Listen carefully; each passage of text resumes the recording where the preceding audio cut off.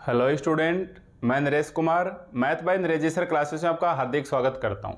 आज हम फिर से एमएससी फाइनल जिसके अंदर हमारे पास ऑप्शनल पेपर चल रहा है एडवांस न्यूमेरिकल एनालिसिस ही।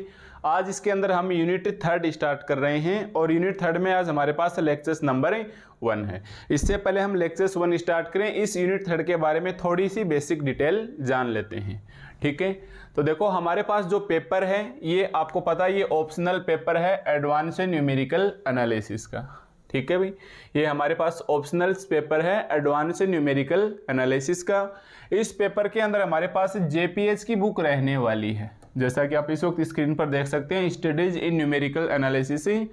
ये जेपीएच की बुक हमारे पास रहने वाली है। अगर आपके पास किसी अदर राइटर की बुक है तो कोई दिक्कत नहीं, क्योंकि हमें तो क्वेश्चन ही सोल्व करना है। ठीक है, अभी हम जो सिलेबस पढ़ रहे हैं ये कौन कौन सी यूनिवर्सिटीज़ के लिए है, तो आप इस वक्त स्क्रीन के ऊपर 5 यूनिवर्सिटीज़ का नाम देख रहे हैं, जिसके अंदर हमारे पास शेखावाटी यूनिवर्सिटी है, राजऋषि भरत ऋषि मत्स्य यूनिवर्सिटी अलवर है, एमएसबी ब्रिज यूनिवर्सिटी भरतपुर है, राजस्थान यूनिवर्सिटी है, और ये राजस्थान यूनिवर्सिटी का सेमेस्टर सिस्टम भी है और ये कोटा ओपन भी है। ठीक है, तो राजस्थान यूनिवर्सिटी में एनुअल भी है और सेमेस्टर सिस्टम्स का भी कोर्स इसके अंदर अवेलेबल है।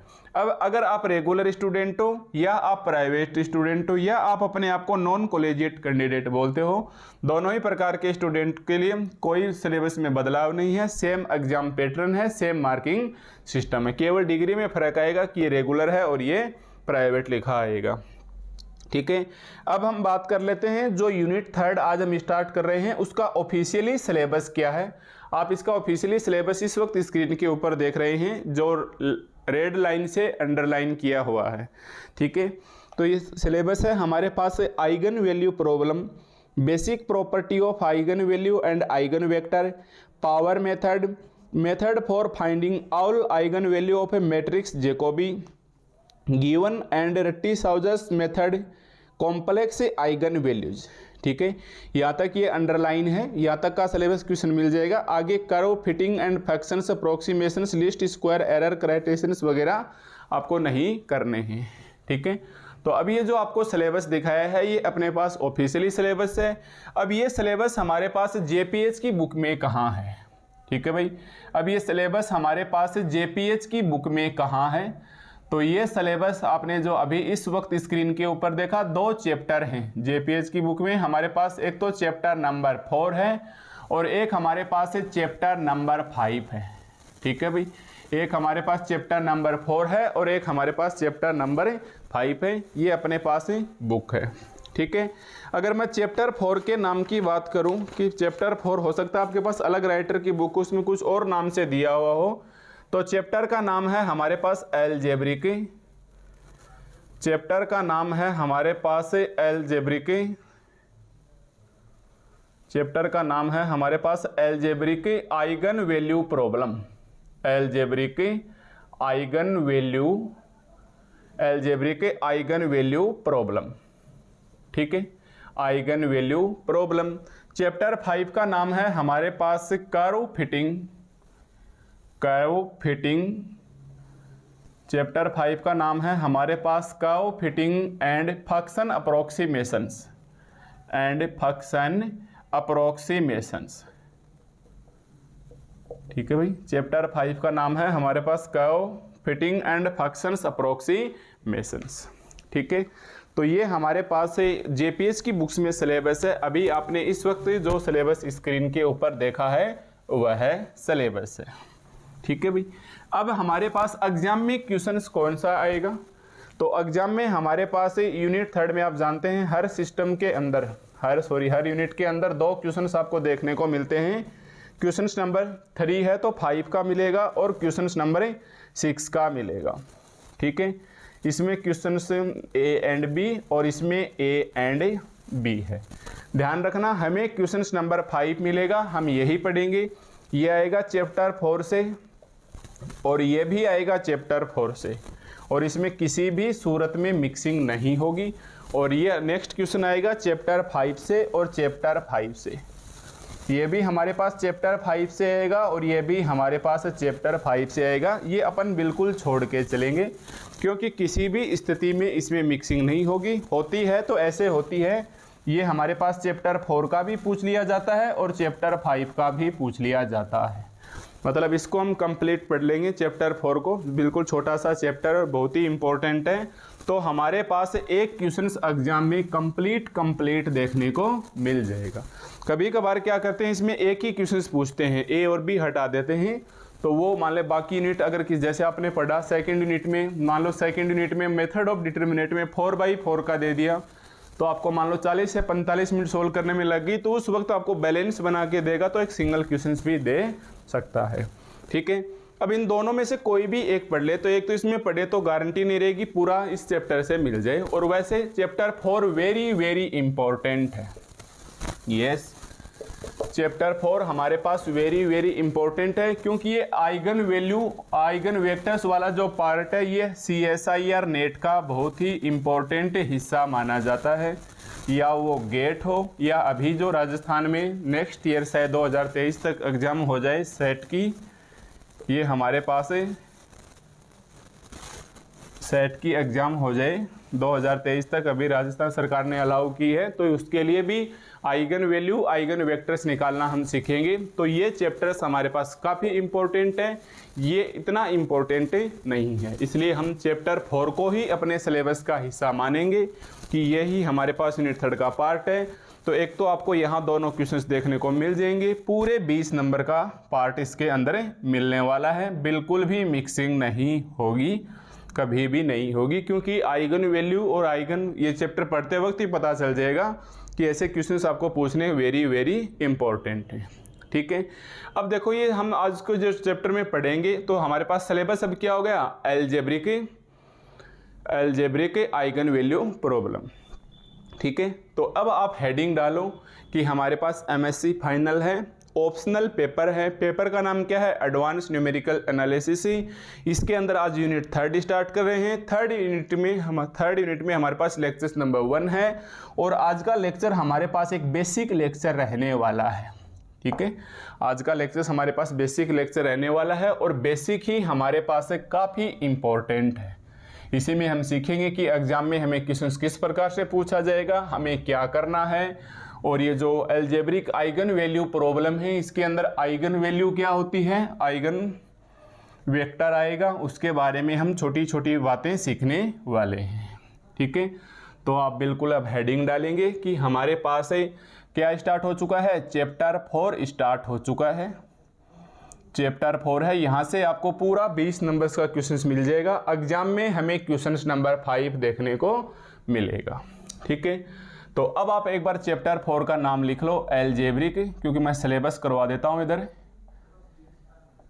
ये आएगा हमारे पास algebraic eigen value problem, algebraic eigen value problem, algebraic eigen value problem. ठीक है, अब देखो क्या होता है हमारे पास, एक तो आएगा आइगन वैल्यू, एक तो आएगा हमारे पास आइगन वैल्यू, और एक आएगा हमारे पास आइगन वेक्टर, एक आएगा हमारे पास आइगन वेक्टर। तो इसमें पहली तो गलती नहीं होगी, हालांकि थोड़ा सा ध्यान रखना है, अपन ऐसे लिखेंगे आइगन वैल्यू। ठीक है, और इसको हम लिखेंगे आइगन वेक्टर, क्योंकि हम अपनी सुविधा के हिसाब से ऐसे याद रखते हैं कि एक तो हमारे पास आइगन वैल्यू है, एक हमारे पास आइगन वेक्टर है। हालांकि ये दोनों जुड़े हुए रहते हैं, ये आइगन वैल्यू है और ये हमारे पास आइगन वेक्टर है, पर जब हम लिखने की कोशिश करेंगे उस वक्त हमारे से ऐसा लिखा जाएगा। कोई दिक्कत नहीं, आप ऐसे लिख सकते हो या फिर आप ऐसे भी लिख सकते हो। ठीक है, तो हमें आइगन वैल्यू आइगन वेक्टर के बारे में कंप्लीट स्टडी करनी है, ताकि हमारा नेट का हिस्सा बहुत ज़्यादा मजबूत हो जाए, क्योंकि इसमें लगभग हर साल नेट में ऐसा क्वेश्चन पूछ लिया जाता है जिसमें आइगन वैल्यू या आइगन वेक्टर से रिलेटेड एक क्वेश्चन है।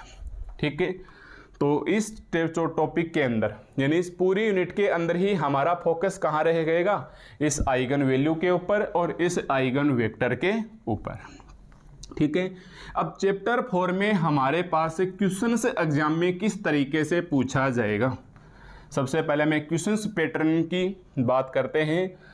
तो देखो, सबसे पहले आप ऐसे लिखो कि ये चैप्टर का नाम आ गया ना, अलजेब्रिक आइगन वैल्यू प्रॉब्लम है। इसका क्वेश्चन से जैसे मैंने यूनिट 2 पढ़ाया था, समझ में आई होगी अच्छे से। मैं चाहूँगा जिस प्रकार आपके यूनिट सेकंड समझ में आई है उसी प्रकार यूनिट थर्ड भी आपके लिए बहुत ज़्यादा इजी बन जाए।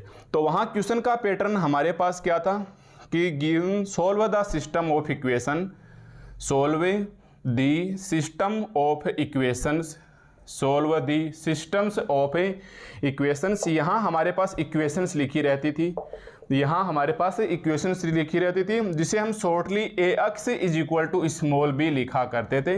अगर आप इससे पहले यूनिट सेकंड कंप्लीट पढ़ चुके हैं तो ठीक है। फिर इसके सॉल्यूशंस में हमारे पास काफ़ी सारी विधियाँ थी जिसमें number 1 matrix method, number 2 method of determinate, फिर थर्ड नंबर पे गाउस एलिमिनेशन से, फिर गाउस जॉर्डन एलिमिनेशन से आया था, फिर हमारे पास LU डिकम्पोजिशन जिसके अंदर डुल्टल, चोलस्की और क्राउट आया था, फिर हमारे पास पार्टीशंस मेथड था, रिलैक्सेशंस मेथड था। ऐसे करके हमने 7 से 8 विधियां करके इस यूनिट सेकंड को कंप्लीट किया था। ठीक इसी प्रकार आज हमारे पास इस यूनिट थर्ड के अंदर, तो जैसे ही आप यूनिट थर्ड के अंदर आओगे तो आपको क्वेश्चंस नंबर 5 की ओर देखना है, जबकि इसके अंदर आपने क्वेश्चंस नंबर 4 का करना था, है ना। ये कंप्लीट मिल गया था। जैसे इसके अंदर आओगे तो क्वेश्चंस पैटर्न कैसे होगा, तो आप लिख लो पैटर्न कि क्वेश्चंस का पैटर्न हमारे पास से किस प्रकार से होगा। तो क्वेश्चंस हमेशा ऐसे आएगा, फाइंड, क्वेश्चन से हमारे पास ऐसे आएगा find the eigen value, find the eigen value और जुड़ा हुआ वर्ड आएगा एक साथ eigen values and eigen vector, and eigen vector, ताकि आप आराम से एग्जाम में पहचान सको। Find the eigen value and eigen vector of the matrix, of the matrix, of the matrix, find the eigen values, find eigen values and eigen functions of the matrix. अब वो आपको मैट्रिक्स हो सकता है या तो आपको 2 गुना 2 ऑर्डर की दे के देगा, या वो आपको 3 गुना 3 ऑर्डर की देगा, मतलब स्क्वायर रूट में आएगी, या तो 2 क्रॉस 2 ऑर्डर में आएगी, या हमारे पास 3 क्रॉस 3 ऑर्डर में आएगी। ठीक है, 1% चांस रहेगा, हालांकि 4x4 की नहीं पूछेगा, फिर भी हमारे पास सिंगल 1% चांस रहते हैं कि हो सकता है। अपन सीखेंगे जरूर 4x4 के अंदर दे दे तो क्या होगा, तो ये लास्ट में देखेंगे, हो सकता है इसे छोड़ भी दे। तो ये सबसे ज़्यादा ये वेरी इंपॉर्टेंट है, ये वेरी इंपॉर्टेंट है कि आपको क्वेश्चन से 3x3 में दे या आपको 2x2 में दे, 4x4 में आपको नहीं पूछेगा। ठीक है, अब इसके क्वेश्चंस को, तो क्वेश्चंस का पैटर्न आपको ध्यान रखना है, find the eigen value and eigen vector of the matrix. ठीक है, अब आपसे गलती ना हो जाए, हालांकि मैं थोड़ी देर बाद में टॉपिक में करवाऊंगा, तो एक तो आप ये लिख लो, ये जो आइगन वैल्यू है इसका दूसरा नाम है, आइगन वैल्यू है इसका दूसरा नाम है हमारे पास से कैरेक्टरिस्टिक रूट्स, ये से इसका दूसरा नाम है हमारे पास से कैरेक्टरिस्टिक्स रूट्स या लेटेंट रूट, या हमारे पास से लेटेंट रूट्स। ठीक है, कैरेक्टरिस्टिक्स रूट्स या लेटेंट रूट, ये एक बार इधर ही लिख लो, क्योंकि हो सकता है एग्जाम में आप क्वेश्चंस देखो कि फाइंड द लेटेंट रूट, तो आप उलझ ना जाइए इस लेटेंट रूट के अंदर। ठीक है, तो लेटेंट रूट या हमारे पास कैरेक्टरिस्टिक रूट या हमारे पास आइगन वैल्यू, तीनों एक ही जैसे शब्द हैं, इसके अंदर हमारे पास किसी भी प्रकार का अंतर नहीं होगा। ठीक है, तो आइगन वैल्यू बोलिए आज के बाद, या आपका कैरेक्टरिस्टिक रूट्स बोलिए, या आप लेटेंट रूट भी इसको बोल सकते हैं। अब इसको हिंदी में क्या कहते हैं इस बात के ऊपर हमें नहीं जाना है। ठीक है, अब इस क्वेश्चन के सोल्व करने के लिए एग्जाम में आएगा बाय द वे। अब इसके सॉल्यूशंस में कितने सारे मेथड हैं, तो सॉल्यूशंस में आएगा सबसे पहला मेथड 1 जो हम पढ़ने वाले हैं, ये आएगा हमारे पास बेसिक मेथड, ये आ जाएगा बेसिक मेथड, जिसके हम थोड़ा आज सीखेंगे, थोड़ा नेक्स्ट लेक्चर्स के अंदर ही सीखेंगे। सेकंड नंबर पे आएगा हमारे पास, सेकंड नंबर पे आएगा पावर मेथड, लिख के देगा बाकायदा क्वेश्चंस में पावर मेथड। किस प्रकार, ठीक उसी प्रकार जैसे देखो यूनिट सेकंड में दिया करता था, solve the systems using by Cholesky method, using by Crout method, using by partition method, using by relaxation method. तो इसको क्वेश्चन को भी ऐसे लिख के देगा, find the eigen value and eigen vector of the matrix, चाहे तो 2 गुना 2 में दे दे, चाहे 3 गुना 3 में दे दे, यूजिंग बाय पावर मेथड। ठीक है, नाम लिख के देगा तो हम पावर मेथड से करेंगे। या हमारे पास 3 नंबर पे है जैकोबी मेथड, 3 नंबर पे है हमारे पास जैकोबी मेथड। फिर 4 नंबर पे है हमारे पास गिवन मेथड। आपको देख के थोड़ा सा आश्चर्य जरूर होगा कि गिवन का भी क्या मेथड है, पर गिवन भी अपने आप में एक गिवन मेथड है। ठीक है, गिवन्स में भी गिवन मेथड है, इसके अंदर काफ़ी सारी चीज़ें हो सकता है क्वेश्चन में दी हुई होंगी, तो वो हम मेथड्स पढ़ते वक्त ही देखेंगे। एक है हमारे पास 5 नंबर पे रट्टी-साउजर्स, ठीक है, एक है हमारे पास रट्टी-साउजर्स मेथड या साउसर बोल दो इसको, एक साइंटिस्ट का नाम है। एक हमारे पास ये आ जाएगा। फिर आ जाएगा हमारे पास कॉम्प्लेक्स आइगन वैल्यू मेथड, एक आ जाएगा हमारे पास कॉम्प्लेक्स आइगन वैल्यू मेथड, एक आ जाएगा हमारे पास कॉम्प्लेक्स आइगन वैल्यू मेथड। ठीक है, तो ये हमारे पास इसके इस क्वेश्चंस के सॉल्यूशंस करने के मेथड रहने वाले हैं। तो आप केवल इतना सा समझिए एक बार, ये बिल्कुल एक बार यूनिट का हिस्सा नहीं है, ये हमारे पास बेसिक सा लेक्चर है। इसके अंदर ही हम समझ पाएंगे कि आगे आने वाले लेक्चर्स में हम क्या पढ़ने वाले हैं और इसको किस प्रकार से हमें उस पैटर्न को फॉलो करना है। तो मैं कोशिश करूँगा जितनी आपके यूनिट सेकंड समझ में आई है, ये यूनिट थर्ड उससे भी ज़्यादा ईजी बन जाए। और ये ईजी कब बनेगी, जब हम सिंगल बातों का ध्यान रखेंगे। जैसे मैंने सबसे पहले बताया कि इस यूनिट में क्वेश्चंस नंबर क्या मिलेगा आपको, चलो क्वेश्चंस तो पहचान जाओगे, मैं क्यों बार बार ला रहा हूँ इसे, तो ये तो आप पहचान जाओगे। क्वेश्चंस का पैटर्न हमारे पास क्या होगा, क्वेश्चंस ऐसे देगा, find the eigen value and eigen vector of the matrix. कोई भी एक मैट्रिक्स लिख के देगा, जैसे ऐसे दे दिया, मान लो 1 2 3 4, ठीक है, या 3 गुना 3 क्रम की दे दी। तो मैं यहाँ एक बार कोई भी मैट्रिक्स नहीं लिखना चाहूँगा, आप इसी से समझ गए होंगे कि 2 क्रॉस 2 में देगा या 3 क्रॉस 3 में देगा। तो क्वेश्चन हमारे पास कैसे होगा, find the eigen value and eigen vector of the matrix using power method, या हो सकता है दे दे यूजिंग जैकोबी मेथड, या यूजिंग गिवन मेथड, या यूजिंग रट्टी-साउजर मेथड, या using complex eigen value method. अब हमें नाम लिख के, कुछ भी अगर नाम लिख के नहीं दिया, सिंपल क्वेश्चन छोड़ दिया कि find the eigen value and eigen vector of the matrix, उस वक्त हमें बेसिक काम में लेना है, जो हम थोड़ी देर बाद सीखेंगे और नेक्स्ट लेक्चर्स में सीखेंगे। उस वक्त हमें एक बेसिक मेथड नाम सीखना है। तो ये आपको बुक में लिखा हुआ नहीं मिलेगा, बेसिक है ये, मैं ये समझा रहा हूँ कि अगर कोई भी नाम आपको नहीं देगा इसके अंदर आइगन वैल्यू और आइगन निकालने के लिए, तब हम लगाएंगे नंबर 1 मेथड। अगर क्वेश्चन में दे दिया यूजिंग पावर मेथड, इसको इस्तेमाल करेंगे, यूजिंग जैकोबी मेथड इसको इस्तेमाल करेंगे, यूजिंग गिवन मेथड इसे इस्तेमाल करेंगे, यूजिंग रट्टी-साउजर मेथड इसे इस्तेमाल करेंगे। एक इसका नाम लिख के नहीं देगा, इसमें नाम से ही स्पष्ट है, कॉम्प्लेक्स आ गया, जैसे ऐसे आ गया 1 2 आयोटा 3 आयोटा और आयोटा। तो आप समझ गए, अगर मैट्रिक्स के अंदर आयोटा आ गया है, आयोटा मतलब √-1 है ना, तो ये एक इसका नाम नहीं लिख के देगा, इसलिए ये तो चलो पढ़ाएंगे तब बता देंगे। नाम लिख के नहीं देगा तो आप समझ जाओगे कि आयोटा आ गए तो अपने को सोचने की जरूरत नहीं है, कोई भी मेथड नहीं लगेगा, उस वक्त हमारे पास कॉम्प्लेक्स आइगन वैल्यू मेथड काम आएगा। बाकी हमारे पास पावर है, जैकोबी है, गिवन है, रट्टी-साउजर है, इनको लिख के देगा। कुछ भी नहीं लिख के दिया, सिंपल छोड़ दिया, तो आप तो देख लेना, आयोटा है तो कॉम्प्लेक्स से कर देना, वरना हमारे पास बेसिक मेथड से कर देना। ठीक है, दूसरा जो ध्यान में रखने वाली बात है वो क्या है, आइगन वैल्यू के 2 नाम और हैं, या तो आपको करेक्टरिस्टिक्स रूट्स लिख के देगा या आपको लेटेंट रूट लिख के देगा। ये 1-2 बार एग्जाम में लिख के दिया है लेटेंट वाला, तो सडनली एकदम से दिक्कत आ जाती है कि लेटेंट क्या आ गया, तो ये सोचना मत, ये हमारे पास आइगन वैल्यू ही है। ठीक है, तो ये तो हो गया हमारे पास क्या एक कॉन्सेप्ट हो गया कि एग्जाम में आपको क्वेश्चंस इतनी प्रकार से दिखेगा। तो ये वाला ए वाला पैटर्न है, इसके अंदर भी पावर मेथड या जैकोबी मेथड इंपॉर्टेंट है, और आगे वाले के लिए गिवन रट्टी-साउजर और कॉम्प्लेक्स मेथड है। मतलब 100% एक क्वेश्चन आपको देखने को मिल जाएगा, ये भी देगा ये भी देगा, तो हर एक मेथड इंपॉर्टेंट है। ऐसा नहीं कि इसको छोड़ देंगे और अपना काम चल जाएगा, बिल्कुल ये ऊपर दे सकता है ए वाले हिस्से में, ये बी वाले हिस्से में दे सकता है। तो हमारे पास कुल मिला के 6 मेथड हैं। सिंपल मेथड, बेसिक बोलो या सिंपल मेथड बोलो। फिर ये 4 नाम वाले आ गए, पावर, जैकोबिक, गिवन।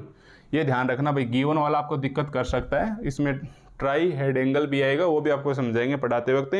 एक रटिस हाउसेस, ठीक है। कॉम्प्लेक्स आराम से दिख जाएगा। क्वेश्चन की पहचान आइगन वैल्यू और आइगन वेक्टर, ठीक है भाई। अब हमें ये निकालने हैं आइगन वैल्यू और आइगन वेक्टर।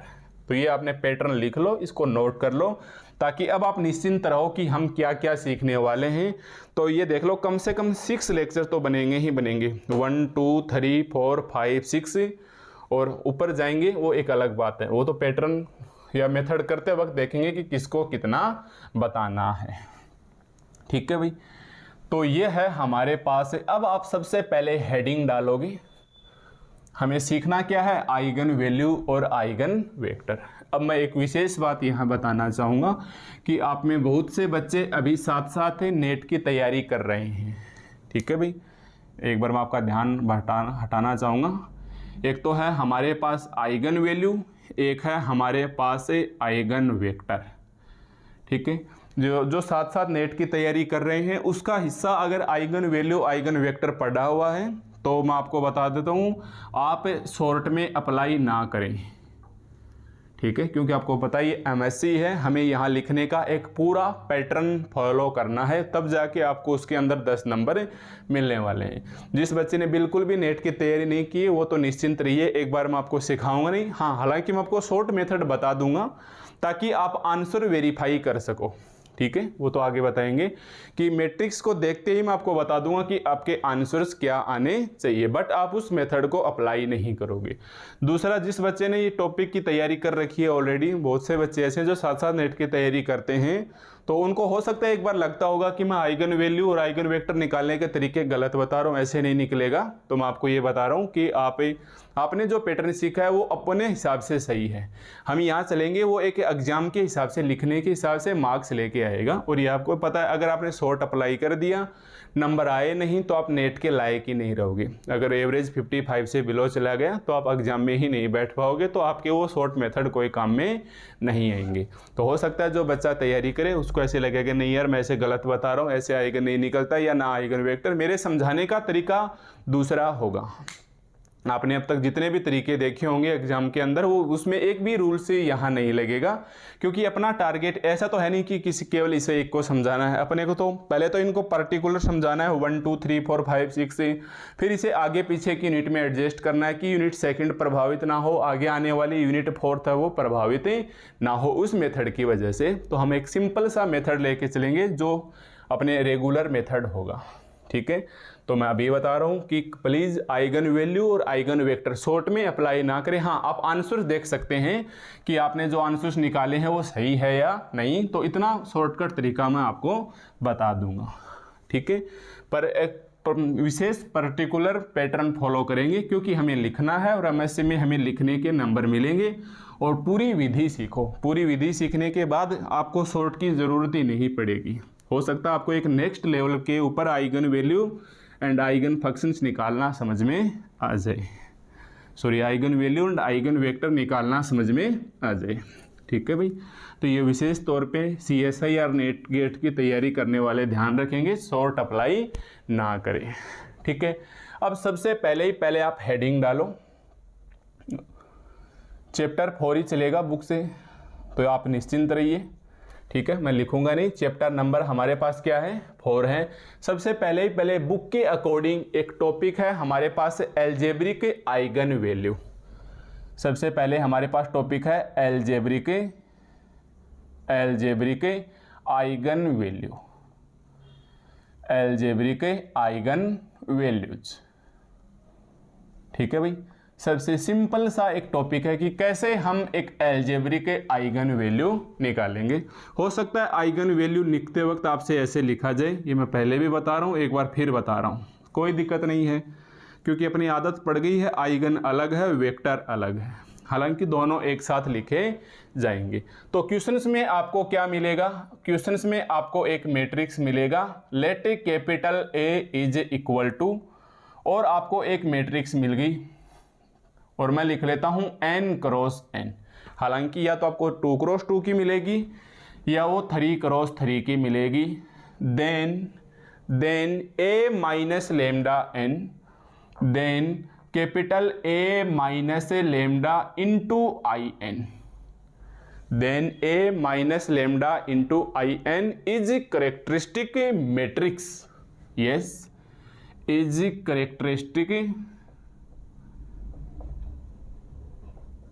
करेक्टरिस्टिक मैट्रिक्स कहलाएगी। देखना, आप देखते ही देखते शब्द और इक्वेशंस चेंज होने लग जाएंगी। पहले तो साथ साथ एक छोटा सा एग्जांपल, आपको लिखना नहीं है, केवल आप इसे समझिए। जैसे मैं एक एग्जांपल ले लिया कि हमारे पास A है, वो है 1 2 3 4 है। एक एग्जांपल है 1 2 3 और 4 है, कैसे भी लिख लो, इससे कोई फर्क ही नहीं पड़ता है। तो हमने देखा ये कितने ऑर्डर की है, 2 क्रॉस 2 ऑर्डर की है। अगर मैं A में से लेमडा इंटू आई एन घटाऊंगा, देखना एक बार, A में से lambda into I n, n का मतलब यहाँ I2 आ जाएगी। तो ये तो रहा A 1 2 3 और 4 माइनस ये रहा लेमडा, और I2 कितनी आ जाएगी 1 0 0 और 1, 1 0 0 और 1। बताएंगे लेमडा भी क्या है, आगे चल के डिस्कस होगा इसके बारे में भी। तो ये क्या बचेगा हमारे पास 1 2 3 4, और ये क्या बचेगा लेमडा 0 0 और लेमडा, यानी घटाने के बाद क्या बचा हमारे पास, मैं इधर लिख लेता हूँ, ये बचा 1 माइनस लेमडा, और ये बचा 2, और ये बचा 4, और ये बचा 3 माइनस लेमडा। मतलब आपके पास एक क्वेश्चंस में एक मैट्रिक्स A गिवन थी, आपने घटाया A minus lambda I n, जितने ऑर्डर की थी आपने उतना ही I2 लेके घटाने के बाद आपको एक मैट्रिक्स प्राप्त हुई। बताइए भाई, आप इसे क्या बोलोगे, एक मैट्रिक्स बोलोगे, है ना। अब ये किस प्रकार की मैट्रिक्स कहलाती है, तो ये कहलाती है करेक्टरिस्टिक मैट्रिक्स। ये हमारे पास किस प्रकार की मैट्रिक्स कहलाती है, करेक्टरिस्टिक मैट्रिक्स ही लिख लो। कि ये बता दो कि आई एन क्या है, आइडेंटिटी मैट्रिक्स है। नहीं लिखोगे तो भी चल जाएगा, पर आई एन क्या है, हमारे पास आइडेंटिटी मैट्रिक्स है ऑफ ऑर्डर एन की, ऑफ ऑर्डर एन की। ठीक है, तो ये हमारे पास क्या कहलाएगा, A माइनस लेमडा एन। ध्यान देना, ये हमारे पास A माइनस लेमडा एन क्या कहलाएगा, करेक्टरिस्टिक मैट्रिक्स कहलाएगा। ठीक है, अब मान लो ये एक नई मैट्रिक्स बन के आ गई, B नाम दे देता हूं मैं, क्योंकि A तो ये है, ये हमारे पास B बन गई। तो B मैट्रिक्स हमारे पास क्या कहलाएगी, करेक्टरिस्टिक मैट्रिक्स कहलाएगी। ठीक है भाई, ये करेक्टरिस्टिक ये मैट्रिक्स कहलाएगी, अगर आप ठीक से इसे देख पा रहे हो तो। एंड अब आपने इसका लगा लिया डिटर्मिनेट, A माइनस से lambda into I N is equal to 0 आ जाए, and A minus lambda n का डिटर्मिनेट इज इक्वल टू 0 आ जाए, तब ये हमारे पास कहलाएगी इज कॉल्ड एज। अब आप यहां रुक जाइए एक बार। ठीक है भाई, अब आप यहाँ एक बार रुकिए, क्योंकि हम यहाँ 2-3 नाम लिखना चाहेंगे ताकि इन फ्यूचर आपको किसी भी प्रकार की दिक्कतें ना हो। ठीक है भाई, देखो सबसे पहले तो हमारे पास एक मैट्रिक्स A थी, अब ये चेंज होके किस में आ गई, B में। चाहे तो इसे B बोल दो, चाहे इसे ऐसा कैसा रहने दो। ये मैट्रिक्स हमारे पास क्या कहलाएगी, करेक्टरिस्टिक्स मैट्रिक्स कहलाएगी। ये मैट्रिक्स हमारे पास क्या कहलाएगी, करेक्टरिस्टिक्स मैट्रिक्स कहलाएगी। अब मैं बोलूँ आप इस B का डिटर्मिनेट निकालिए, या ऐसे देख लो एक बार, चलो ऐसे देखो, मैं इस B का डिटर्मिनेट निकालूंगा तो ऐसे ही निकालूंगा क्या, देखो मैं इस B का डिटर्मिनेट निकालूंगा तो ऐसे ही आ जाएगा। तो हमने बोल दिया ये डिटर्मिनेट अगर 0 आ जाए तो, या आप ऐसे भी लिख सकते हो, जरूरी नहीं आप ऐसे ही लिखो, ये मोड का साइन मोड नहीं है, ये डिटर्मिनेट है। ठीक है, या फिर आप ऐसे लिख सकते हो DET डॉट, और अब ब्रैकेट ले लो, A minus lambda into I n. हो सकता है ये चीज़ें अभी आपको दिक्कत ना करें, बट आगे चल के नेट जैसे एग्जाम में दिक्कत कर सकती हैं। मैं आपको बताऊंगा, देखते ही देखते ये कैसे बदल जाएंगे। ऐसे लिख लो, या फिर आप ऐसे लिख लो, या फिर आप ऐसे बोल दो कि A minus lambda into I N is singular, is singular, is singular. अरे आप जानते हैं ना, एक मैट्रिक्स ए सिंगुलर होगी यदि determinant A is equal to 0, या एक मैट्रिक्स बी सिंगुलर होगी। देखो एक matrix B is singular, B matrix है वो हमारे पास सिंगुलर होगी यदि और केवल यदि determinant of B is equal to 0। एक matrix B is singular if and only if determinant B is equal to 0, और बी इज नॉन सिंगुलर, है ना, जानते हैं ना नॉन सिंगुलर, इसका मतलब है ये बी है, ये हमारे पास नॉन जीरो बचना चाहिए। तो जरूरी नहीं है कि आप इसे ऐसे ही लिखो, ये भी एक ही बात है कि डिटर्मिनेंट है इस मैट्रिक्स का, इसकी पूरे की जगह मैंने बी लिख रखा है, तो डिटर्मिनेंट है मैट्रिक्स का वो किसके बराबर है, 0 के। ये साइन हटा के आप DET डॉट लगा देना, डिटर्मिनेंट ऑफ छोटा ब्रैकेट ले लेना 0 है, या सिंगुलर का मतलब भी क्या हो गया, यही आ गया। देखो इसी चीज को क्या लिख सकते हैं कि a माइनस लेमडा IN क्या है, सिंगुलर है। ये आगे चल के कंपटीशन में इसके स्टेटमेंट बना के क्वेश्चन दे देता है।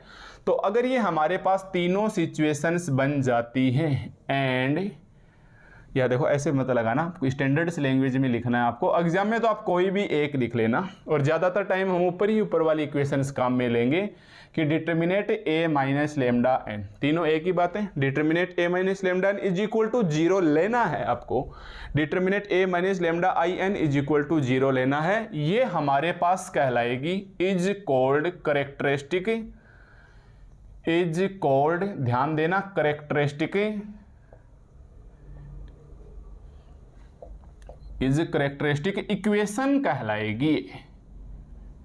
ये हमारे पास क्या कहलाएगी भाई, करेक्टरिस्टिक इक्वेशन कहलाएगी। ध्यान देना भाई, बहुत ही काम की बात बता रहा हूं। ये हमारे पास क्या कहलाएगी देखो पहले एक मैट्रिक्स रहेगी, उसमें से आपको लेमडा IN घटाना, जितने ऑर्डर की होगी वो घटा लेना, आपने एक नई मैट्रिक्स प्राप्त कर ली। जैसे एग्जांपल की दृष्टि से हमने 1 2 3 4 की, ये एक नई मैट्रिक्स प्राप्त कर ली, ठीक है। अब इसका जो डिटर्मिनेंट है वो आप 0 के बराबर रख दो, तो मैं बोलूँ इसका डिटर्मिनेंट निकालो तो कितना आएगा, 1 minus lambda 3 minus lambda minus 4 दूनी 8 है। इसके डिटर्मिनेंट को आप रखो 0 के बराबर, ठीक है। सोल्व कर लो इसको, 3 minus lambda minus 3 lambda minus 4 lambda plus lambda square minus 8 is equal to 0। यानी इसको आपने सोल्व किया तो ये ऐसे आई, लेमडा स्क्वायर से माइनस का 4 लेमडा माइनस का 5 इज इक्वल टू 0। बताइए ये क्या आई है हमारे पास, एक इक्वेशन आई है कि नहीं आई है। अरे ये हमारे पास एक क्या आई है, इक्वेशन आई है। तो ये इक्वेशन क्या कहलाएगी, करेक्टरिस्टिक इक्वेशन कहलाएगी। ये इक्वेशंस हमारे पास क्या कहलाएगी, करेक्टरिस्टिक इक्वेशंस कहलाएगी।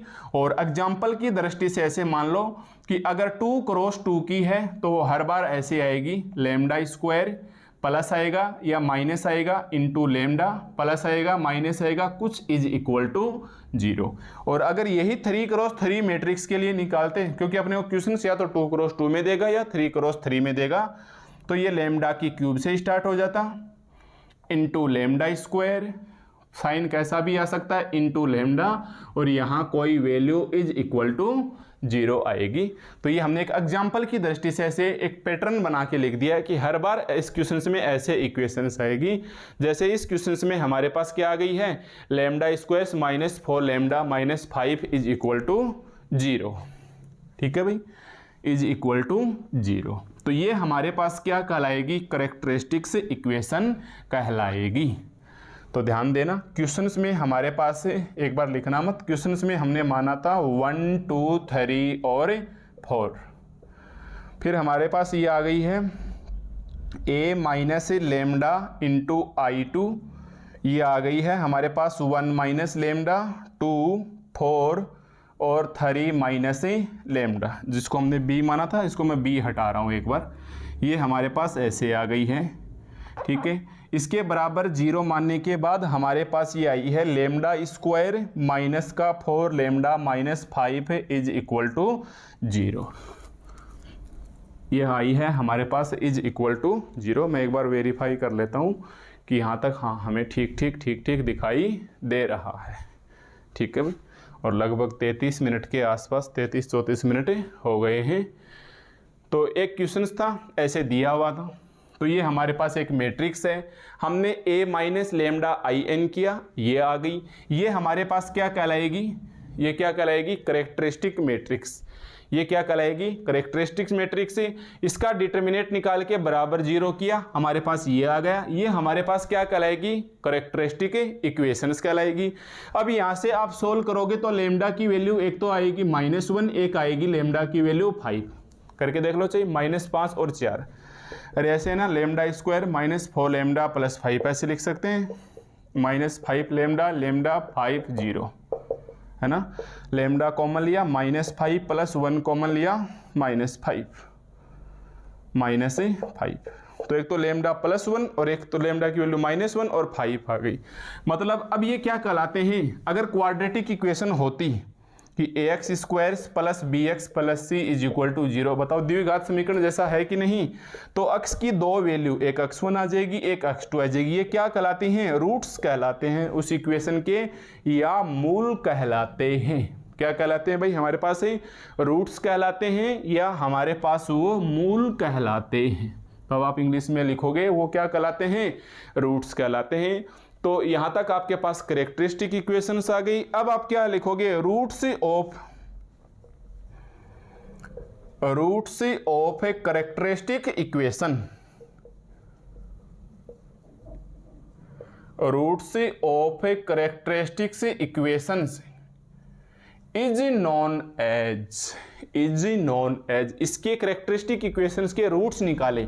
मान लो ये लेमडा 1 है और ये लेमडा 2 है, तो roots of characteristics equations is non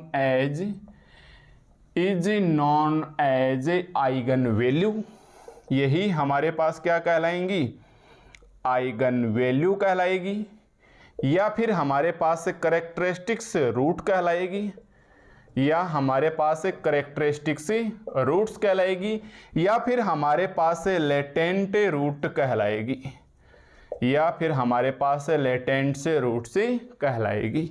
यानी ये जो आंसर्स आया है हमारे पास -1 और 5, -1 और 5, यही हमारे पास आइगन वैल्यू है।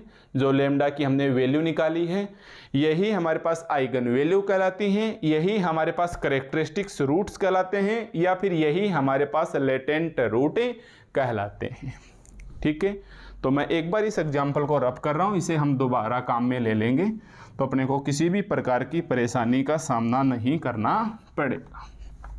ठीक है, क्योंकि मेन पर्पज है यहाँ मैं कुछ वर्ड्स को समझाना चाह रहा हूँ कि हमारे पास से 5 शब्दों का सामना हुआ अभी तक कि कैरेक्टरिस्टिक्स मैट्रिक्स क्या होती है, तो आप a - लेमडा n को बोलोगे।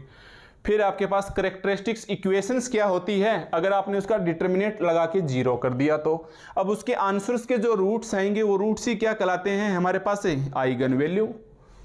वो रूट्स ही हमारे पास क्या कहलाता है? आइगन वैल्यू, या फिर कैरेक्टरिस्टिक्स रूट से, या फिर लेटेंट रूट कहलाता है। तो 5 नाम आ गए। Number 1 characteristic matrix, number 2 characteristics equations, number 3 characteristics roots. अब कैरेक्टरिस्टिक रूट का ही दूसरा नाम आइगन वैल्यू और लेटेंट रूट है। चर्चा में सबसे ज़्यादा रहेगा आपके पास आइगन वैल्यू, कभी कभार रहेगा लेटेंट रूट, इसको छुपा लिया जाएगा क्योंकि ये निकल के कहाँ से आता है? Characteristic equations. कैरेक्टरिस्टिक इक्वेशंस कहाँ से आती है? कैरेक्टरिस्टिक्स मैट्रिक्स से। कैरेक्टरिस्टिक मैट्रिक्स कहाँ से आएगी? एक गिवन मैट्रिक्स से, जो खास बात है n क्रॉस n की होनी चाहिए। ऐसे नहीं कि आपने 3 क्रॉस 2 की ले ली, m क्रॉस n नहीं, स्क्वायर मैट्रिक्स चाहिए हमारे पास, एक स्क्वायर मैट्रिक्स चाहिए। ठीक है भाई, तो ये आपको एक बार लिखना है। यहाँ तक हम केवल और केवल आइगन वैल्यू को समझ पाए हैं। ठीक है भाई, यहाँ तक हम केवल और केवल आइगन वैल्यू को समझ पाए कि एग्जाम में हम किस प्रकार से आइगन वैल्यू निकालेंगे। अब हम सीखेंगे फिर आइगन वेक्टर, फिर हम आपको इसकी छोटी मोटी हिंट देके और नेक्स्ट लेक्चर्स में एक एग्जाम पैटर्न के हिसाब से क्वेश्चंस लिख के उसमें और अच्छे से समझेंगे। पर पैटर्न यही रहेगा। क्या होगा भाई? क्वेश्चन में आपको एक मैट्रिक्स दिया हुआ होगा, आप उसका तुरंत a - लेमडा in कर लेना, वो क्या कहलाएगी? Characteristic matrix. आप उसका डिटर्मिनेंट निकालना, बराबर 0 रख देना। तो कुछ इक्वेशंस 2 क्रॉस 2 की मैट्रिक्स होगी तो ऐसा पैटर्न आएगा, 3 क्रॉस 3 की मैट्रिक्स होगी तो ऐसा पैटर्न आएगा। ठीक है। इसके बराबर 0 रखते ही ये इक्वेशंस करेक्टरिस्टिक इक्वेशंस कहलाएगी और इसके जो सॉल्यूशंस निकालेंगे वही हमारे पास आइगन वैल्यू या करेक्टरिस्टिक रूट या लेटेंट रूट कहलाएंगे। ठीक है, तो मैंने लिख दिया बाकायदा कि रूट्स ऑफ करेक्टरिस्टिक इक्वेशंस, यानी इस करेक्टरिस्टिक इक्वेशंस के जो रूट या मूल हैं वही हमारे पास आइगन वैल्यू या करेक्टरिस्टिक रूट या लेटेंट रूट कहलाएंगे। ठीक है, अब देखो आइगन वेक्टर की ओर बढ़ते हैं, तो अब हल्का सा क्या नोट लगा के लिख लेना। क्या लिखेंगे? अगर मेरे पास कैपिटल एक्स एक मैट्रिक्स है, if capital X is non zero, एक वेक्टर ले लो आप एक, if capital X is non zero vector, if capital X is non zero vector such that, अगर ऐसा एक वेक्टर ले लिया जो नॉन जीरो है, तब मैं क्या लिख सकता हूं? Such that A minus lambda into I n, A minus lambda into I n into capital X is equal to zero, is equal to zero. देखो ध्यान से देखो, हमारे पास ये जो a minus lambda I n है, इसको अगर मैंने x से मल्टीप्लाई कर दिया कैपिटल x, और हमने बोल दिया x नॉन जीरो है, अरे मैं ऐसे बोलूं कि 5 इंटू 2 या 5 into A is equal to zero या इज इक्वल टू 2 है, तो a क्या है? नॉन जीरो, तो 5 अपने आप ही किधर चला जाएगा? इधर चला जाएगा। तो x क्या है हमारे पास? नॉन जीरो, तो x नॉन जीरो है, इसका मतलब ये किसके बराबर जाएगा? जीरो के बराबर, जो कि सेटिस्फाई है a minus lambda I N is equal to zero, ये इसका डिटर्मिनेंट है। तो आपको लिखना है कि अगर आपने माना कि कैपिटल x है वो नॉन जीरो वेक्टर है, such that a minus lambda into I n, such that a minus lambda, such that capital A minus lambda into I n, और इसको मल्टीप्लाई कर दिया मैंने कैपिटल एक्स से, और ये बराबर बच गया हमारे पास जीरो के। ठीक है, अब ये मल्टीप्लाई कर दो, स्टेप बाय स्टेप करना।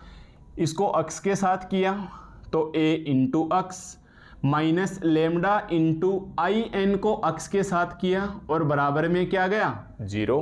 अब पता आइडेंटिटी मैट्रिक्स किसी के भी साथ करते हैं तो वापस वही आ जाता है। तो नेक्स्ट स्टेप में क्या बचेगा हमारे पास? दैट इंप्लाइज लगा के नेक्स्ट स्टेप में आ जाना, ये बचेगा A X minus lambda into X is equal to zero, is equal to zero. अरे आपको पता है जैसे 5 को 1 से मल्टीप्लाई किया कितना आएगा? 5 ही आएगा।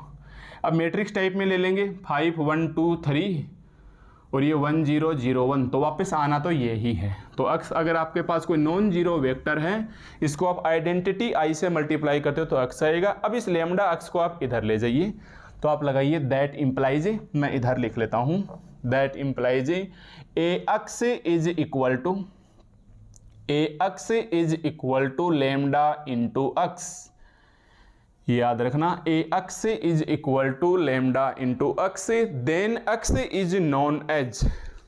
ठीक है भाई, मेरे पास थोड़ी सी जगह की कमी रह रही है, मैं यही लिख लेता हूं कि A X is equal to lambda into X, then capital X is known as eigen vector. अगर ऐसी स्थिति आ जाए कि A X is equal to lambda X, इससे पहले आप लेमडा की वैल्यू यहाँ निकाल चुके होंगे, जो भी वैल्यू आएगी तो हम क्या बोलेंगे? देन एक्स इज, आप लिखना इसके नीचे, देन एक्स इज कॉल या then X is called eigen vector, eigen vector. ठीक है, अब देखो यहाँ लेमडा की वैल्यू निकालेंगे, 3 आएंगी, लेमडा 1 लेमडा 2 लेमडा 3, 2 क्रॉस 2 के लेंगे तो देखो अभी भी आई थी ना 1 और -5, यहाँ 2 आएंगी, लेमडा 1 और लेमडा 2। तो सवाल ये है कि यहाँ कौन सी वैल्यू रखें? तो एक बार 1 रखेंगे, एक बार 2 रखेंगे, 3 क्रॉस 3 की होगी तो एक बार 3 रखेंगे। तो हम क्या बोल देंगे कि X is called eigen vector corresponding to, बिल्कुल समक्ष है, corresponding to eigen values of A lambda, corresponding to eigen values lambda के। ठीक है। अरे सीधी सी बात ऐसे है कि A X is equal to lambda X. पहले हमने मान लो 2 क्रॉस 2 के लिए एक वैल्यू तो ये आ गई, तो अक्स आइगन वेक्टर कहलाएगा आइगन वैल्यू लेमडा 1 के लिए। फिर लेमडा 2 रखेंगे तो अक्स हमारे पास आइगन वेक्टर कहलाएगा लेमडा 2 के करस्पॉन्डिंग। 3 क्रॉस 3 में लेंगे तो लेमडा 3 और आ जाएगा। इसलिए मैंने बोल दिया कि x is called eigen vector corresponding to eigen value lambda. ध्यान देना ये लेमडा क्या है, आइगन वैल्यू है। और धीरे धीरे आपका ये स्पेस बनता जाएगा। एक हैबिट ही ऐसी पड़ी हुई है अपने को, तो कोई बात नहीं, आप ऐसे लिख देना, वरना इनको एक साथ जोड़ के लिखना चाहिए। तो A X is equal to lambda X हमारे पास क्या कहलाएगा, आइगन वेक्टर कहलाएगा। तो ध्यान देना, एक तो है आइगन वैल्यू और एक है हमारे पास है आइगन वेक्टर। ठीक है भाई, एक है हमारे पास आइगन वैल्यू और एक है हमारे पास आइगन वेक्टर। तो मैं यहाँ से एक बार रफ कर रहा हूँ, उम्मीद है ये समझ में आ गया होगा, वरना एक बार आप वीडियो को फिर से प्ले करके इसे देख सकते हो और स्पीड से देख लेना। ठीक है, छोटी छोटी 3-4 बातें क्लियर हुई होगी। नंबर 1 कैरेक्टरिस्टिक्स मैट्रिक्स क्या होती है, नंबर 2 कैरेक्टरिस्टिक्स इक्वेशन क्या होती है, नंबर 3 कैरेक्टरिस्टिक्स रूट्स क्या होते हैं, और इसी का दूसरा नाम है लेटेंट रूट और इसी का नाम है आइगन वैल्यू। और A X is equal to lambda X आ जाए तो एक्स हमारे पास आइगन वेक्टर कहलाएगा करस्पॉन्डिंग टू आइगन वैल्यू। यानी आइगन वेक्टर चाहिए तो आइगन वैल्यू को लाना ही होगा। अरे एक्स चाहिए तो लेमडा का पता होना चाहिए ही चाहिए, है ना भाई, चाहिए ही चाहिए। चलो अब इसे हम एक एग्जाम्पल के माध्यम से समझते हैं, फिर हम आपको इसका शॉर्ट मेथड बताएंगे ताकि आप सेटिस्फाई रहे कि आपने जो आंसर्स निकाला है एग्जाम में वो सही है। हालांकि मेरे को शॉर्ट मेथड नहीं बताना चाहिए, बट आपके भले के लिए ही है। आप एग्जाम में पूरा पैटर्न फॉलो करना और फिर एग्जाम पूरे होते ही आगे बहुत काम आएंगे भाई।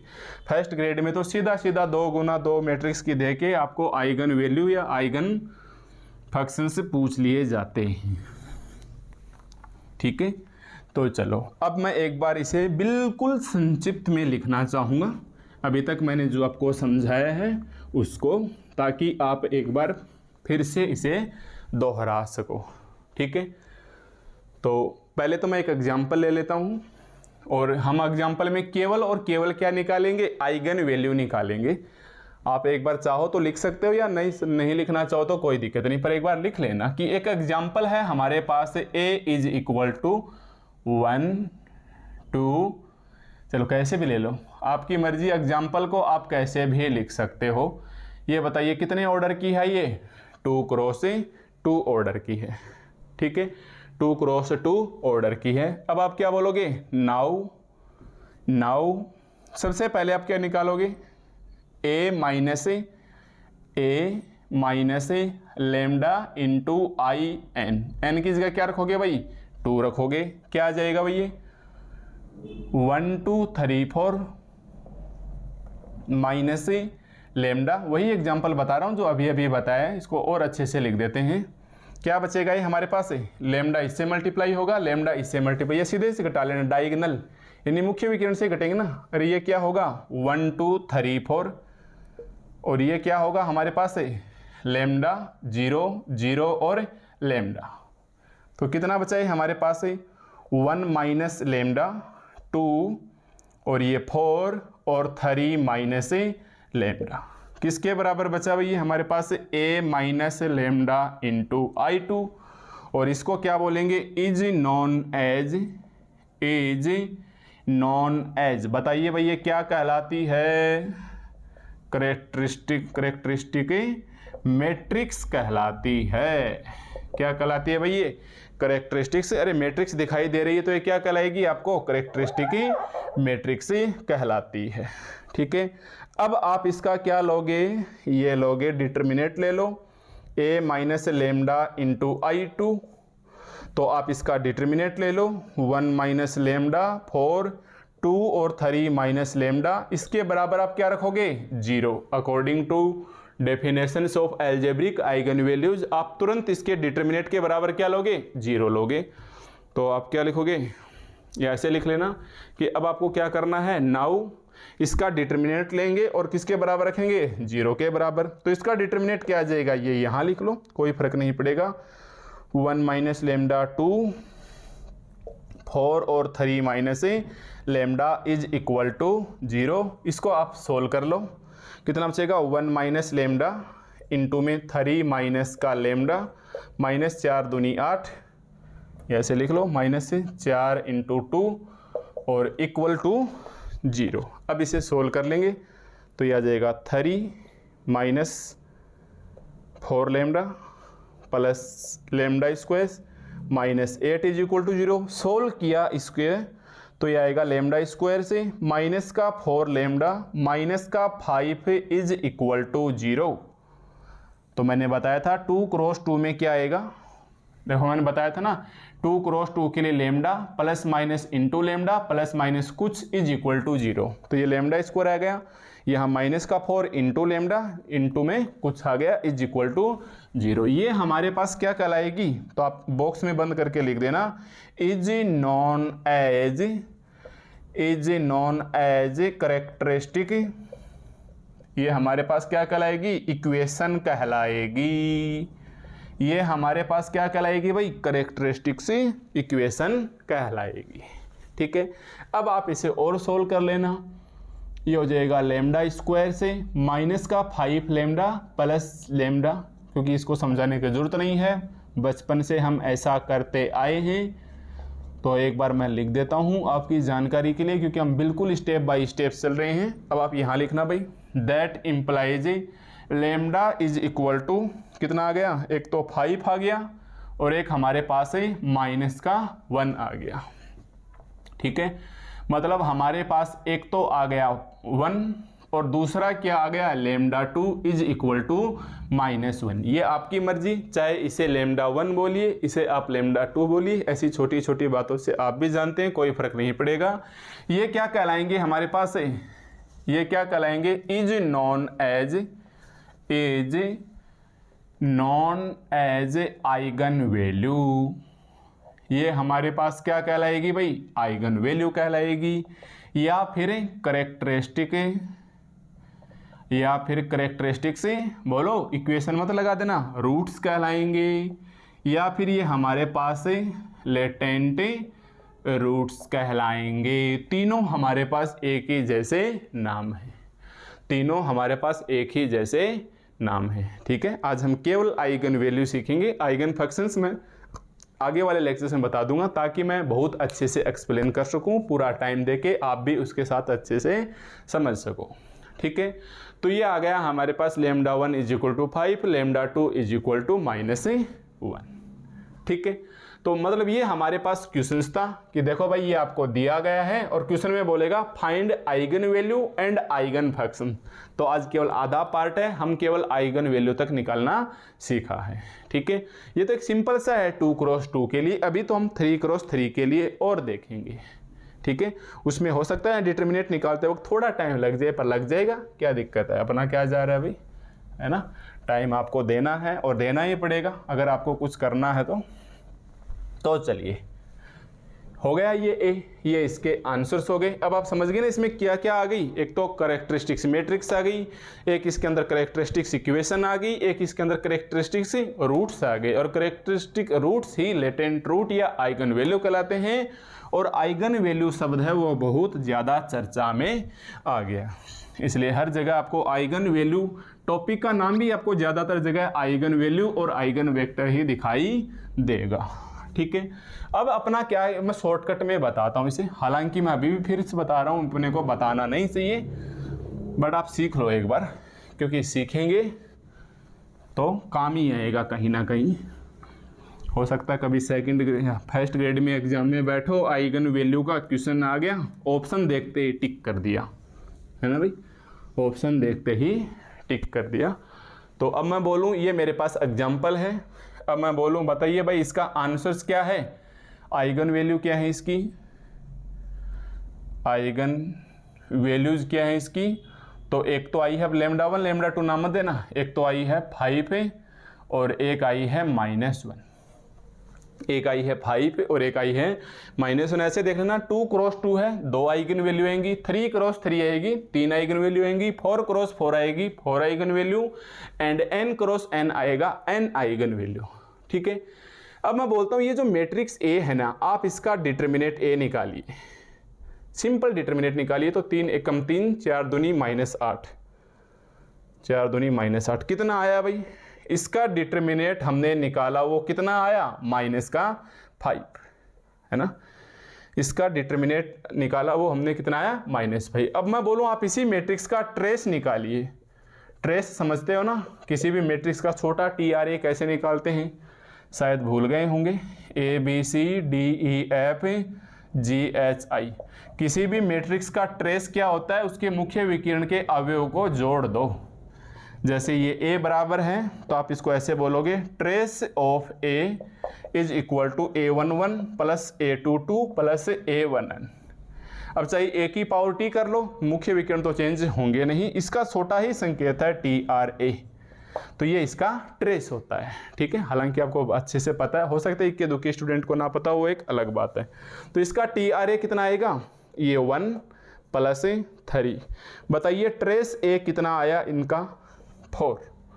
ट्रेस A हमारे पास इसका कितना आया? 4 है ना। तो मतलब क्वेश्चंस तो हमारे पास ये दे रखा था,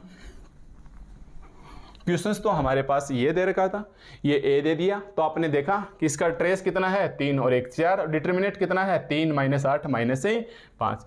अब ये हमने क्या निकाली? Eigen value. अगर मैं आइगन वैल्यू का जोड़ता हूं, अगर मैं दोनों आइगन वैल्यू को जोड़ता हूं तो ये 4 आती है, दोनों आइगन वैल्यू को मैं मल्टीप्लाई करता हूं तो ये -5 आती है, और ये आता है ट्रेस के बराबर और ये आता है डिटर्मिनेंट के बराबर। देख लो चाहिए, इन दोनों आइगन वैल्यू को जोड़िए, कितना बचा? 4। क्या वो ट्रेस A के बराबर आया? यस। अब मैं बोलूं कि इसका डिटर्मिनेंट कितना आया है? -5। इन दोनों का मल्टीप्लाई किसके बराबर आया है? -5। तो आपको ऐसे ही एग्जाम में ऑप्शन देंगे, 2 ये दे दिए, 2 कोई और दे दिए, तो हो सकता है ट्रेस तो सभी का एक समान बैठ जाए, पर आप 2 चीजें निकाल के देखोगे, एक तो ट्रेस और दूसरा उसका मल्टीप्लाई, साथ साथ करके देख लोगे ना। जैसे मान लो मैं एक एग्जाम्पल के लिए बोल रहा हूँ, ऐसे ही सिंपली कि एक एग्जाम्पल है हमारे पास है 8 और इसे है ना एक स्टैंडर्ड लैंग्वेज के रूप में ले लेते हैं। ठीक है, हर कोई एग्जाम्पल नहीं लिखें क्योंकि आगे चल के रूट में या पॉइंट्स में आ जाएंगे। तो मैं आपकी बुक्स का ही एक एग्जाम्पल ले लेता हूँ, 8 माइनस का 8 और 2, 8 माइनस का 8, 8 माइनस का 8 और 2, 8 माइनस का 8 और 2।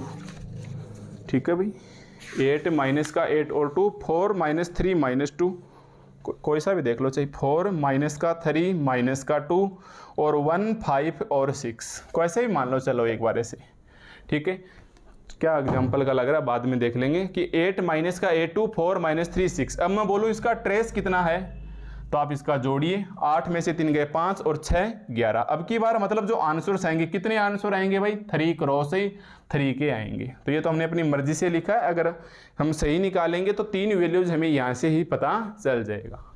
ठीक है, क्योंकि 3 आएंगे तो हो सकता है ऐसे आ जाए 1 1 और 11 आ जाए। ठीक है, वो तो हम बाद में देखेंगे, पूरा एक सही एग्जाम्पल लिख के, ऐसे नहीं कि कोई पॉइंट्स वगैरह में आ जाए। मान लो 3 वैल्यू आ गई, λ1 λ2 और λ3, फिर इसका डिटर्मिनेंट निकालेंगे। अब इनका मल्टीप्लाई भी 11 होना चाहिए, यानी अब इसका डिटर्मिनेंट भी 11 होना चाहिए। आप निकालना मत एक बार, मैं तो शॉर्टकट में बता रहा हूँ। कहने का मतलब ये आपके पास एग्जाम्पल है, ये आपने आंसर्स निकाला, जोड़ के देखना इनके आंसर्स को, कितना आया? 4। क्या इसके ट्रेस के बराबर है? यस। मल्टीप्लाई करना, कितना आया? -5। क्या इसके डिटर्मिनेंट के बराबर है? यस। इसका मतलब आपका आंसर सही है, इसका मतलब आपका आंसर सही है। ठीक है, तो अब आप यहाँ नोट लगा लीजिए ताकि हम अच्छी बातें यहाँ लिख सकें। हालांकि ये अपने सिलेबस का पार्ट नहीं है, ये शॉर्टकट हिस्सा है, पर आपको ये भी पता होना चाहिए। ठीक है भाई, ये हमें पता होना चाहिए ताकि हमें किसी भी प्रकार की दिक्कतें ना आए। हम आंसर से चेक कर लें कि भाई हमें निकाला है वो सही है कि नहीं, तो सही आंसर होगा तो पॉजिटिव मोटिवेट मिलेगा आपको। ठीक है, तो अब आप इम्पोर्टेंट नोट लगाइए, यहाँ हम छोटी छोटी बातें लिखेंगे। नंबर 1 में हम क्या लिखेंगे? Sum of eigen value, sum of eigen value, sum of eigen value equal होती हैं हमारे पास trace of a matrix A, trace of a capital A लिख देना, समझ जाओगे मैट्रिक्स की बातें चल रही है ना। अरे अभी भी एग्जांपल लिखा था 1 2 3 4, 1 2 3 4, इसका ट्रेस कितना आया 4 और आइगन वैल्यू कितनी थी माइनस और 5। इन दोनों का सम किया मतलब जोड़ा तो वो किसके बराबर आना चाहिए, ट्रेस ऑफ ए के बराबर आना चाहिए। ठीक है, सेकंड हमने क्या किया, मल्टीप्लाई किया। सेकंड हमने क्या, मल्टीप्लाई करेंगे आइगन वैल्यू का, आइगन वैल्यू का वो किसके बराबर आना चाहिए, डिटर्मिनेट ए के, यानी डिटर्मिनेट ऑफ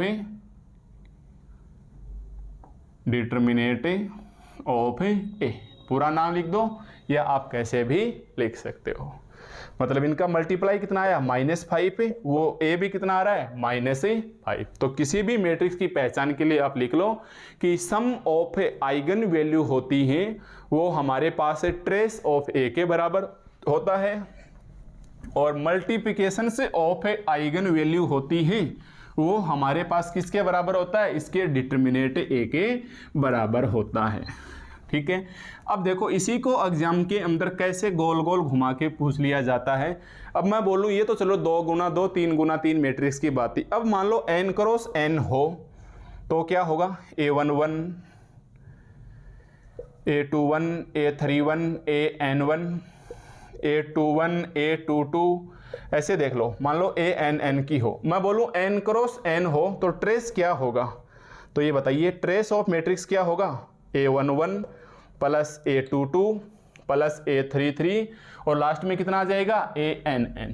सोचिए एक बार, हम सिंपल से बेसिक सी बात सीख रहे हैं कि इसको दूसरी प्रकार से कैसे घुमाया जा सकता है। तो ट्रेस निकाल लिया, क्या हम इसको ऐसे लिख सकते हैं, summation i is equal to 1 to n ai, summation i is equal to 1 to n ai, है ना, ai।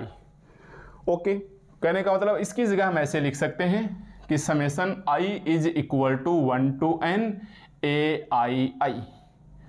अब आइगन वैल्यू कितनी निकलेंगी, n क्रॉस n की है तो λ1 λ2 λ3 λ4 और कितनी निकलेंगी λn। इसे हमें क्या करना है, जोड़ना है। तो बताओ सम कितना आ जाएगा, इनका सम आ जाएगा। मतलब इसको हम क्या लिख सकते हैं, summation i is equal to 1 to n और ये λi। तो जरूरी नहीं है कि आपको ऐसे ही लिख के दे, ये स्टेटमेंट ऐसे भी बना के दिया सकता है। भाई निम्न में से कौन सा सत्य है, summation i is equal to 1 to n λi is equal to summation i is equal to 1 to n ai, where aij क्या है, एक मैट्रिक्स का, where capital A is equal to aij n cross n and lambda is known as eigen value.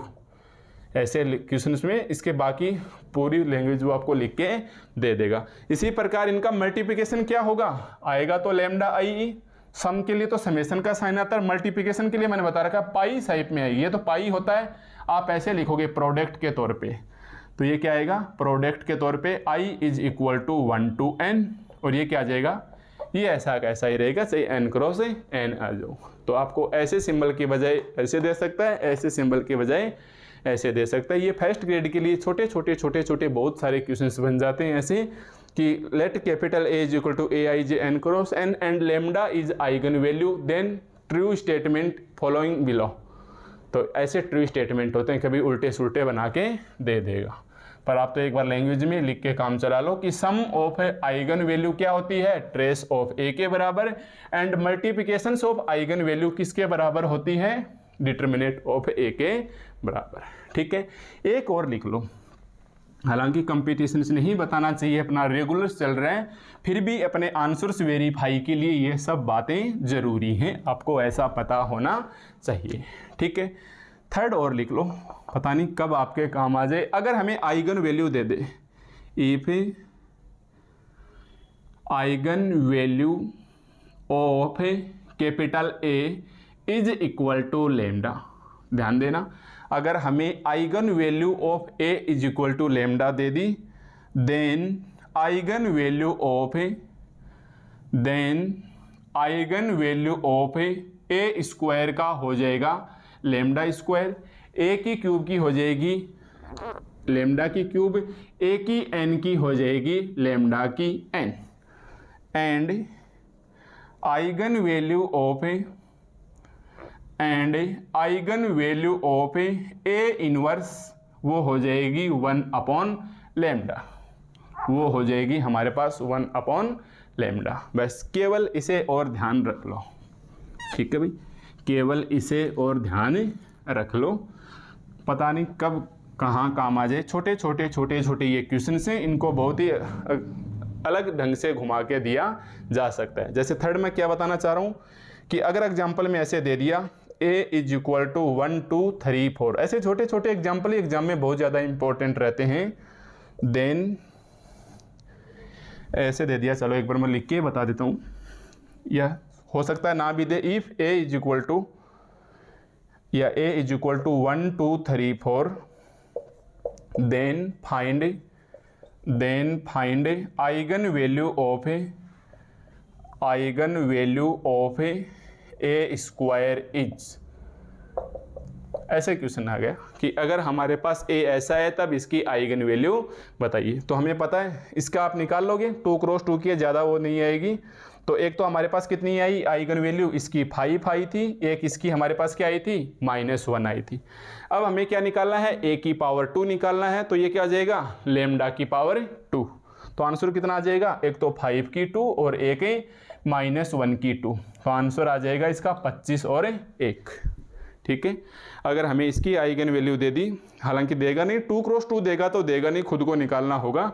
तो ऐसे देगा example कि अगर ऐसा है a, then find eigen value of A square is. तो आंसर कितना आएगा, एक तो 5 का स्क्वायर कर देना, 1 का स्क्वायर। अगर a की क्यूब दे तो यहाँ भी क्यूब कर देना और यहाँ भी क्यूब कर देना, तो 125 और -1 आ जाएगी। इससे ज़्यादा नहीं देगा क्योंकि इसके बाद आपके क्वेश्चन छोड़ने के चांसेज रह जाते हैं, ठीक है।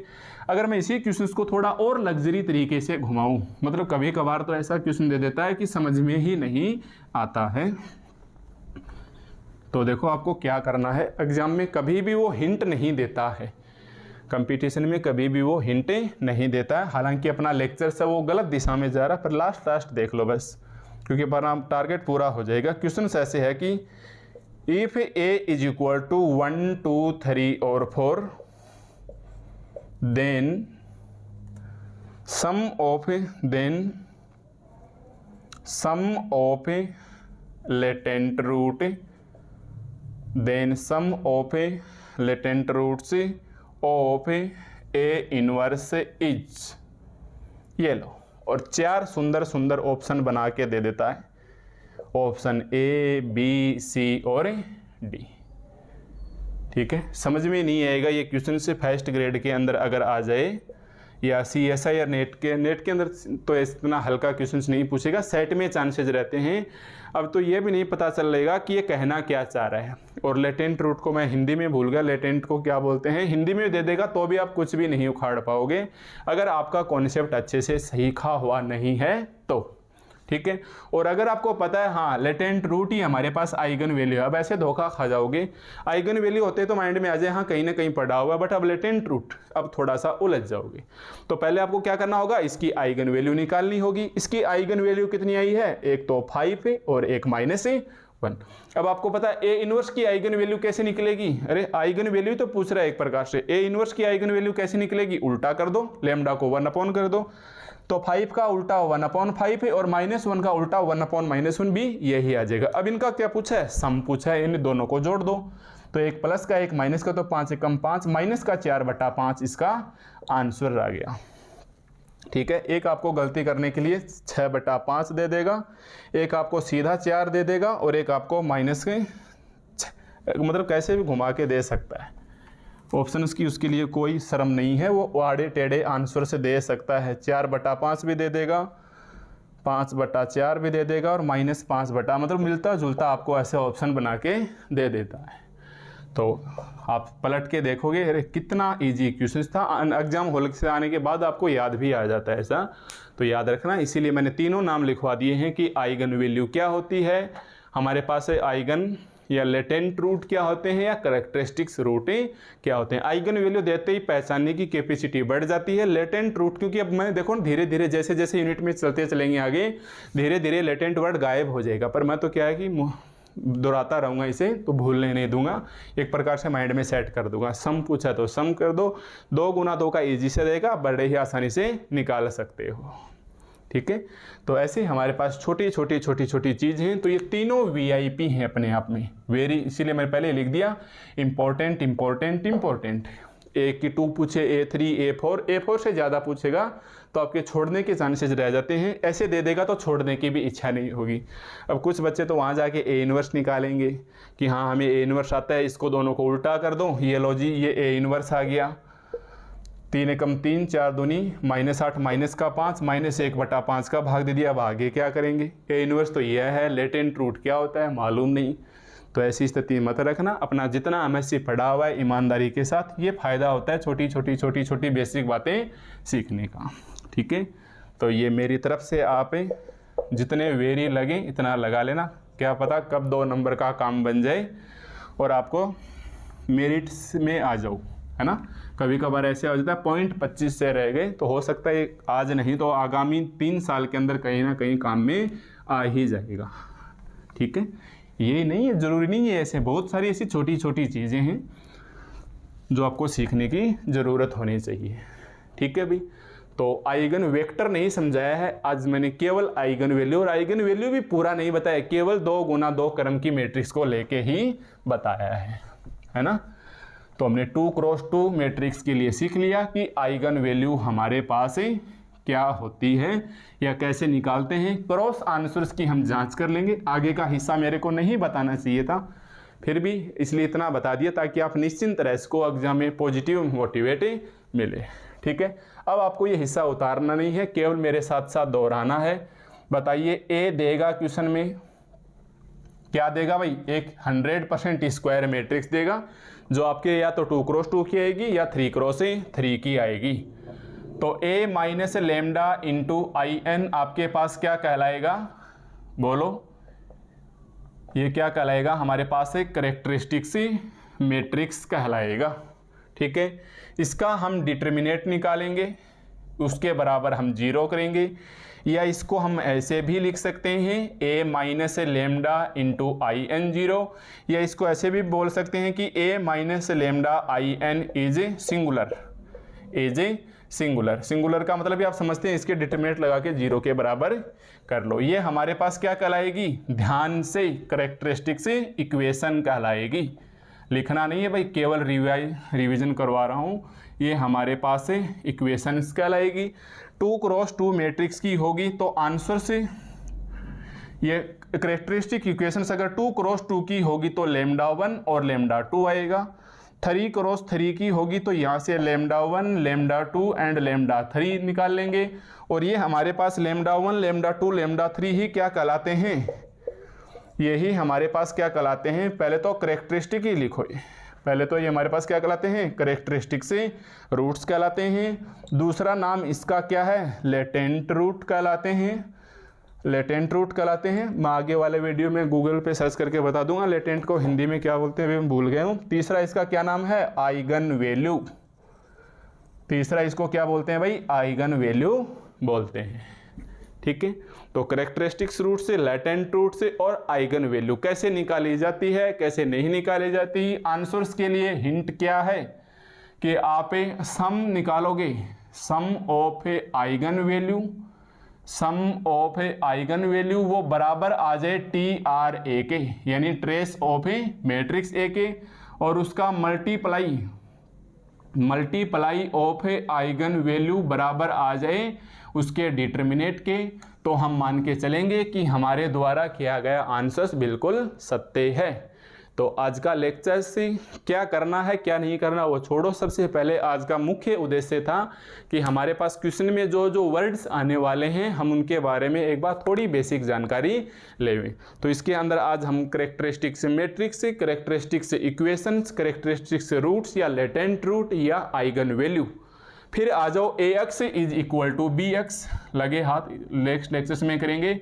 AX is equal to lambda x, lambda अक्ष, तो यहाँ हमारे पास अक्ष आइगन वेक्टर कहलाएगा, यहाँ हमारे पास आइगन वेक्टर कहलाएगा और इस लेमडा के ऊपर डिपेंड करेगा। तो करस्पॉन्डिंग, और लेमडा क्या है, आइगन वैल्यू है, करस्पॉन्डिंग आइगन वैल्यू लेमडा के ऊपर। तो ये अक्ष है, ये खुद नॉन जीरो है।